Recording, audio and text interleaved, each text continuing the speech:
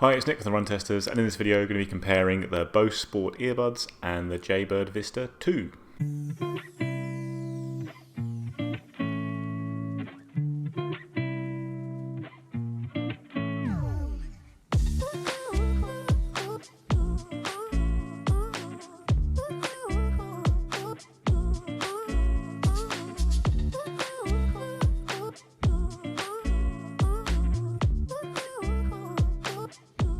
First, we'll take like a quick bird's eye view of the features and the kind of key stats of the headphones. Start with the price.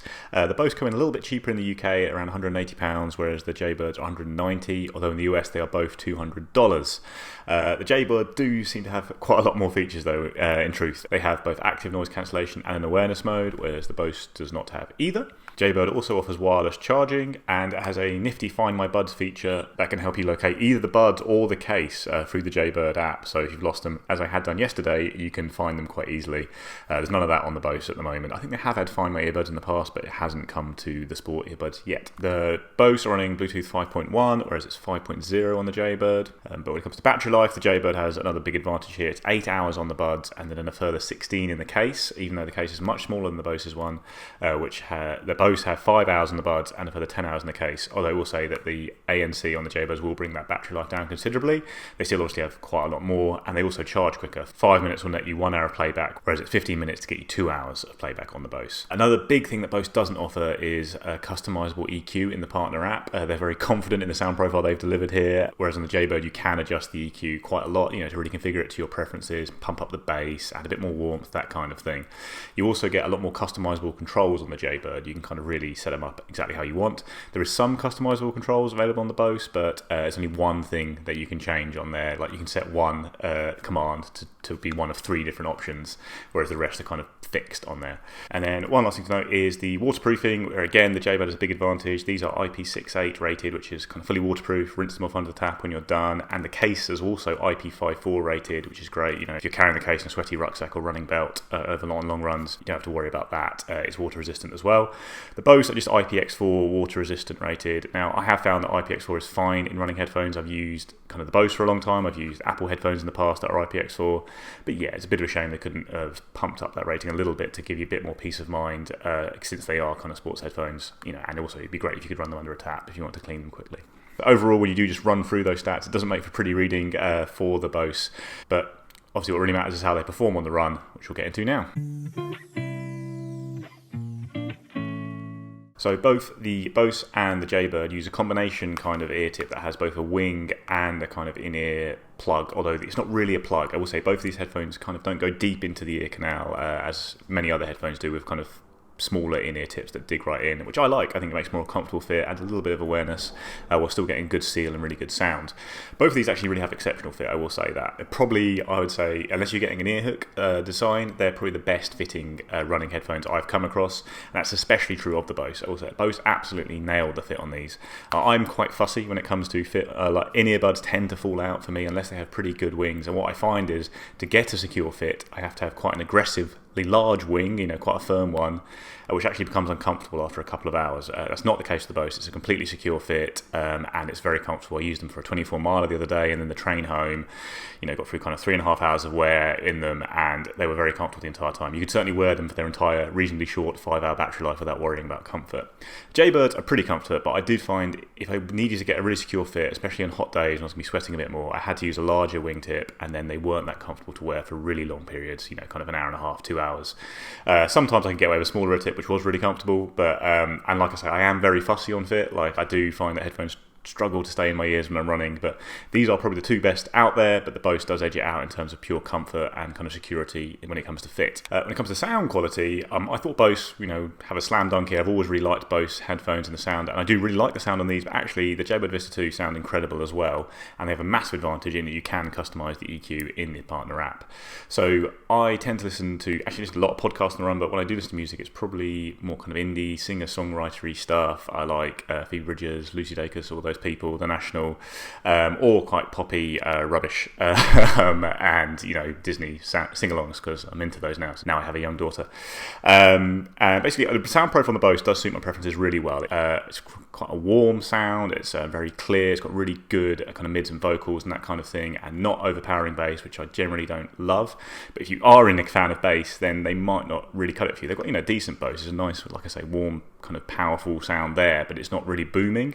Whereas a Jaybird, you can just play with it. You can do whatever you want with it. I ended up finding a setting within the app, or working out an EQ setting that made them, I say, probably just as good for me as the Bose when it comes to my preferred kind of music. And then there's the fact that you can customize it and really jack up the bass and things like that if you want to. So these do sound really good, just as good as the Bose, and you've got that extra customization there, which I think is a huge plus for lots of people who do want to set it up to their preferences. When it comes to the ANC on the Jaybird, obviously you don't get that on the Bose at all. It's pretty good. I think it does block out background noise quite well. Certainly certain types of noise, like when you're traveling or by busy roads, you will filter out a little bit. However, I found with both the ANC and the awareness mode, I didn't think the sound quality was quite as good when I had those on as opposed to just having them off. I got a little bit of kind of footfall coming in and some wind noise as well. Now, a recent update has kind of supposed to fix this, but still get a slight bit of wind when I use ANC or the awareness modes while running. So I actually tended to turn them both off, especially as it did reduce the battery life. But it's a reason, it's a useful thing to have. It's good for traveling, when you're outside running as well. But the ANC really isn't a deal breaker for me here. It comes to the controls, both are quite easy to use on the go, I will say that. You've got like a little button and then kind of swipey stuff on the Bose, and you've got kind of button and all those controls on the Jaybird. It's more customizable on the Jaybird. Only thing I've ever had a problem with probably was some of the touch and hold, kind of push and hold controls on the Jaybird were a bit uncomfortable when you're jamming a headphone into your ear, but generally they're easy to use in the run, and it's great that you can customize them so much in the Jaybird app. That is more useful. Again, Bose is lacking a little bit there. All the key controls are there now. When they first launched, they didn't have volume controls. That has been added now. But yeah, they still probably could allow you to do a little bit more with how you want to set up the controls on your headphones. Yeah, I will say it is worth thinking about the updates on the Bose. I'm hoping they might bring things like Find My Buds to them. They did add, like I say, they did add a little bit more customization with the controls. Maybe there's a custom EQ to come in the future. It's a shame it's not there, but at the moment, they certainly fall short when it comes to just on-paper features compared to the Jaybird. One other little things I noticed, sometimes one bud doesn't charge on the Jaybirds and the headphones, and you open it up and one bud hasn't charged. I think you have to be quite careful the way you put them back into the box to make sure they are lined up properly and are charging after you run. In general, you're expecting more durability from the Jaybird.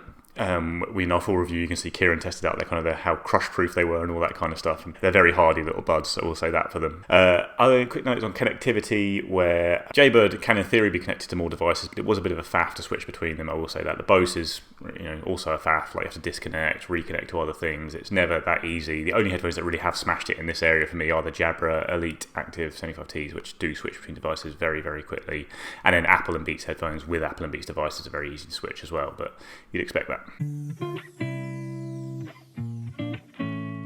So the verdict, kind of overall, is a pretty easy one for me. Like the Jaybird Vista 2 are clearly better all-rounder sports headphones. They're kind of more durable. They sound just as good as the Bose. They've got a really good fit. They've got more battery life.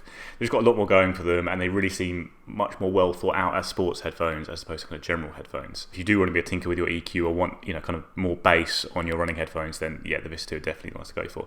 There is still a case for the Bose, and I know there is a case because these are the headphones I use over the Vista 2, over all other sports headphones. I still rate the Bose as my favourite sports headphones, and there's two kind of key factors in that. One is that the sound profile that they come with is ideally suited to my favourite kind of music, or is ideally suited to my preferences, which is just happenstance. But the main one is fit. I do struggle with fit, like I say, and these have the best fit of any sports headphones out there at the moment in terms of security and comfort without having to bother with an ear hook, and that kind of stuff. Especially as I wear glasses on the run, don't really want an ear hook all the time.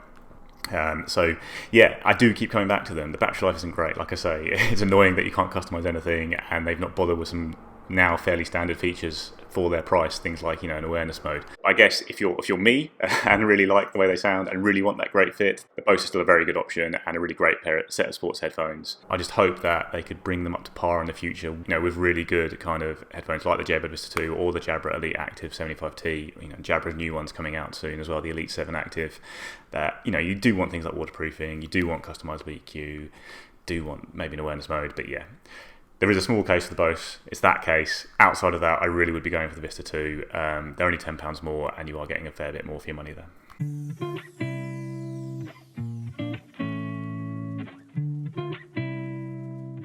So that's it, guys. That is our comparison of the Bose Sport Earbuds and the Jaybird Vista 2. Let us know what you think in the comments.